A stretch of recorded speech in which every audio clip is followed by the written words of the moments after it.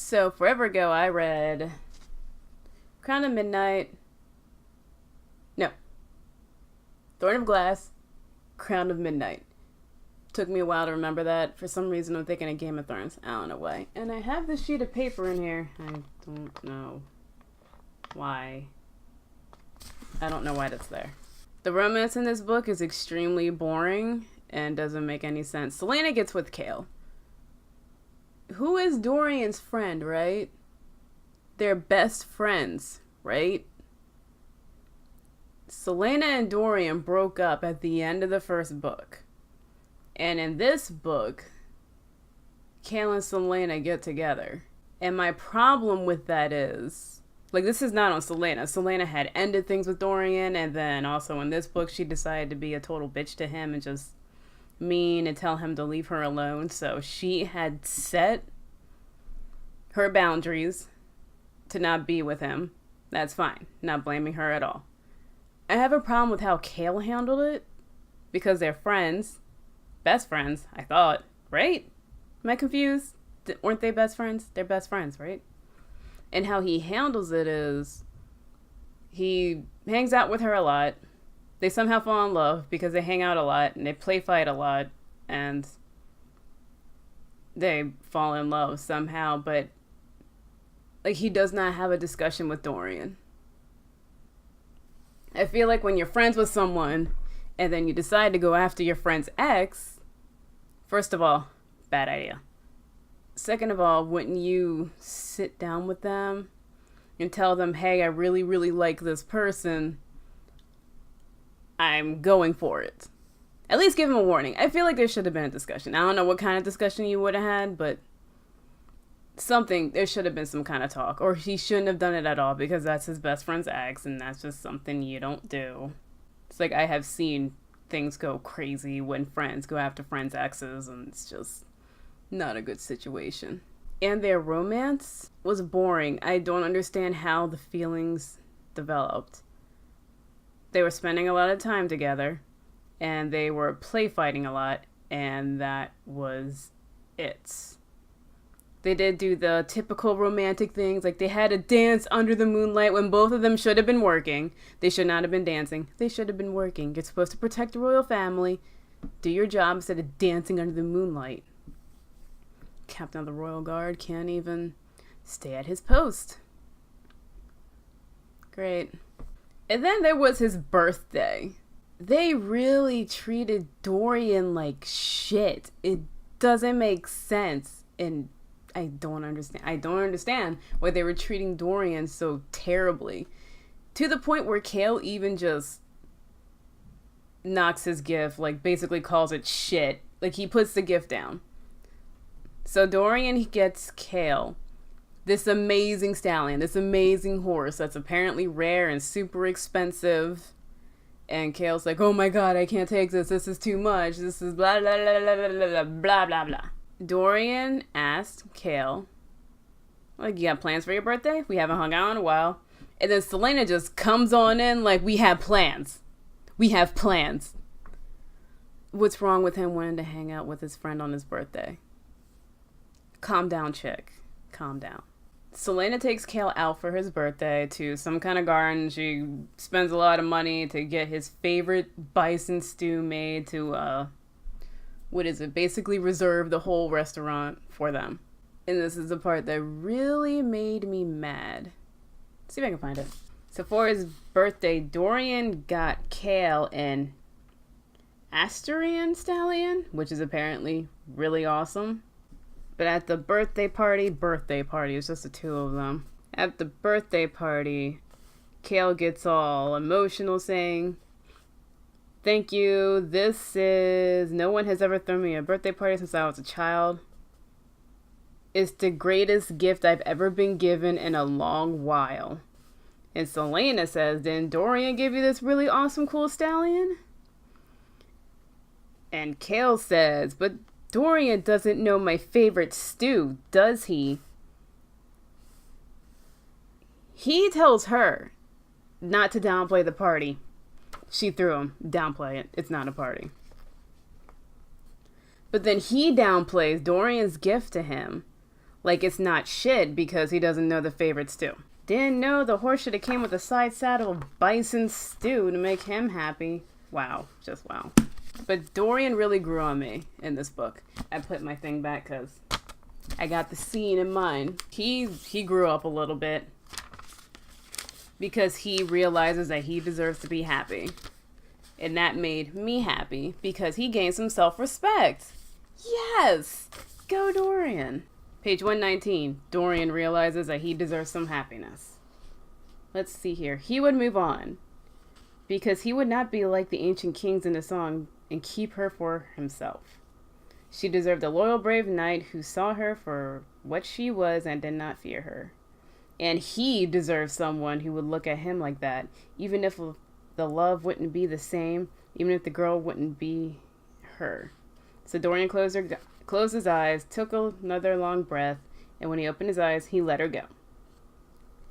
There you go. He realizes he deserves some happiness and some respect and some love and not take her shit and let her go. Obviously, it's going to take a while because for some reason he's in love with her. I still don't understand why all these people love her. She's kind of a bitch. And OP. And Dorian has magic. He has ice magic. And that's really cool. But of course he's freaking out because his dad is all against magic. Magic has been outlawed and he's like, oh my god, I have magic. My dad's going to kill me because his dad's an evil king because the book needs an evil king. And doesn't care about his kids because he's an evil king for some reason. So, gotta have an evil king that's a tyrant. Just makes sense. On the other hand, you have Kale, who is the most pathetic man ever. Everything he does for Selena. He does nothing for himself. And when he does do something for himself, all that gets tossed to the wayside to be with Selena, honestly. There's a point in the book where Nehemia gets threatened. She's getting threats from someone unknown. And Kale was tasked with providing extra security to her rooms or to her or something like that. And the king was like, you can't tell anyone else about this. You have to keep this to yourself. And so he's like, I did this for 10 years. I sacrificed the lordship. I put my family aside for this job.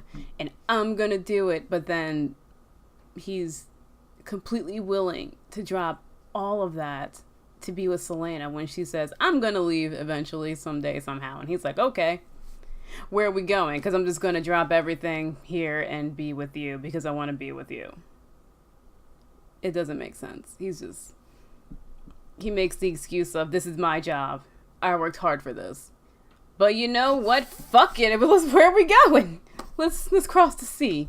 It'll be fun. And then at the end of the book, when Selena does something really stupid by opening a portal to the world of the dead. Like something happens, the portal changes to this otherworldly thing, and this monster grabs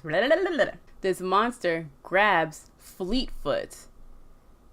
And Selena's like being dragged away by Dorian. She's screaming for Fleetfoot, but at first Kale was like, oh, he got Fleetfoot, bye, I'm running up the stairs. But then Selena's screaming for Fleetfoot, and so he's like, okay, I'm just gonna go back and get the dog. It's like, dude, he had my respect for a little bit because he was doing something for himself to survive, and I'm like, oh, cool, you care about yourself. Like, it's Fleetfoot. I really don't care about the dog. It's a dog that's rarely even there, and it's totally useless. The dog is useless. The dog is cute. Dogs are adorable, but is useless. You can survive without the dog. But she's screaming for Fleetfoot, and he's like, he just turns around, goes inside the portal to get Fleetfoot for her. My God, man, have some respect and self-reliance. The hell is wrong with him? By the way, Nehemia dies. And she dies for no reason. She dies for no reason. Her death did nothing but cause some kind of rebellion in a slave camp in Elwë. She was supposed to die to get Selena off of Kale's dick because she's not sitting on her butt to fight against the king or to make a rebellion or to join her in a thing. Like, it's in the rebellion. The thing was the rebellion, if that wasn't clear. Celaena and Nehemia have an argument. Nehemia asking her to rise and fight against the king. Celaena's like, no, he destroyed my whole kingdom. I can't do that. So they have a big fight. Nehemia calls her a coward. She walks away. And like the chapter right after that, you get Nehemia talking to the elven queen lady. Oh, sorry, Fae. Excuse me. The Fae queen lady. I don't remember her name. But Nehemia allows herself to get killed in order to get Celaena to be angry enough to fight against the king and the rebellion. But all it did was have her do the same thing that she was doing before. She was going into the secret underground catacombs of the castle, trying to figure out these riddles and learn about word marks and learn about word keys, which are super powerful, awesome things that will make you super powerful and awesome. And that's it. When Nehemia died, she's depressed for a while because Nehemia's dead. I was depressed too because Nehemia was awesome. She goes out and she kills Graves, who's the assassin that was hired to kill her, and then she goes back to doing what she'd done before. Nothing changed. Nothing at all changed. Oh, and her death caused Celaena and Chaol to break up.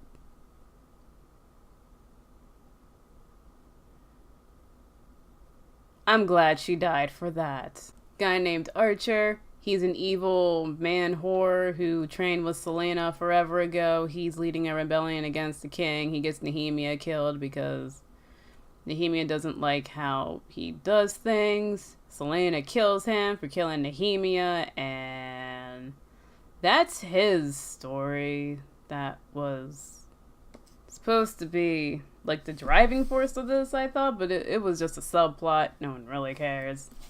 The bulk of this book is the stupid romance between her and Chaol. I did like the book better than the first one. It was written better. Celaena wasn't as stupid until she was stupid. This book made me like Dorian a lot more.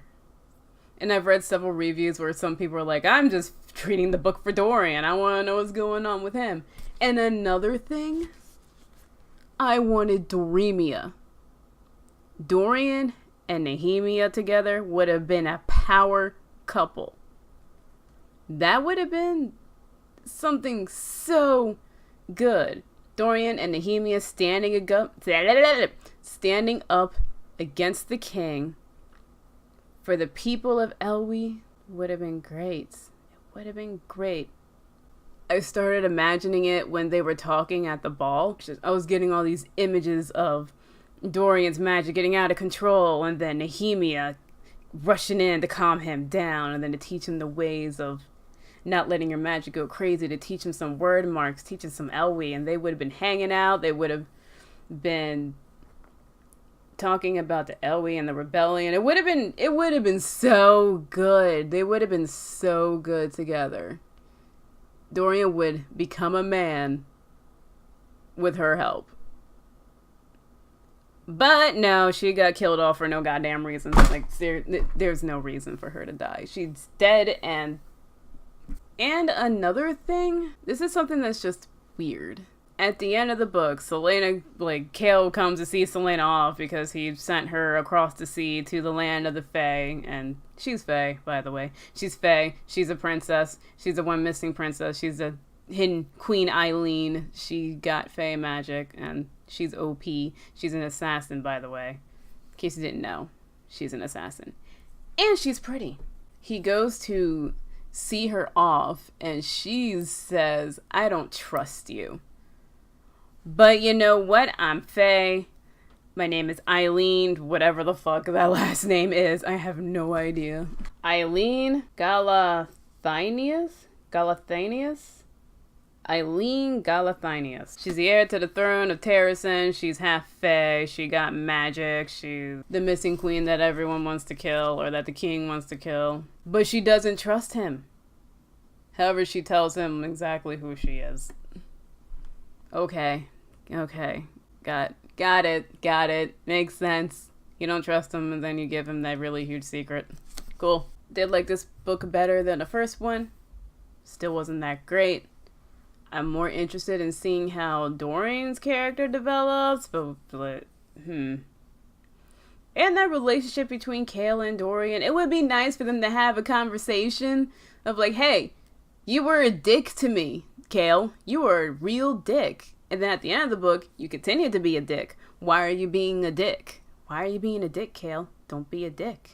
You're a terrible friend, and you're a dick. Might get to see some Fae stuff. I do want to know how that's gonna work out. And since she's not in the land of, I forgot what it was called. Is it Terrasen? Is that where they are? But like when she crosses the sea, she may be able to use her magic. And I would like to see some magic usage. And then her talking to her family because she's a royal fae. And then you got the royal fae across the seas, so that's like her aunt and stuff. But yeah, that's my review of Sarah J. Maas's Crown of Midnight. It's still a gorgeous cover. Like, these covers will never stop being gorgeous. Ooh, it's black. Ooh. Oh, that's nice. But yeah, thanks for watching. Share your thoughts, feelings, comments below. How'd you feel about the book? Did you like it? Do you love it? Do you hate it? Do you ship... What do they call it? I don't even know. Do you ship Kale and Selena? Selena Dorian? Doremia? I don't care if she's dead. That was the best couple ever. That never happened and shouldn't happen, but it's still the best couple ever. And also, genuinely curious. If you had a situation where you want to date your best friend's ex, how would you handle it and what would you do? And I'll see you in the next one.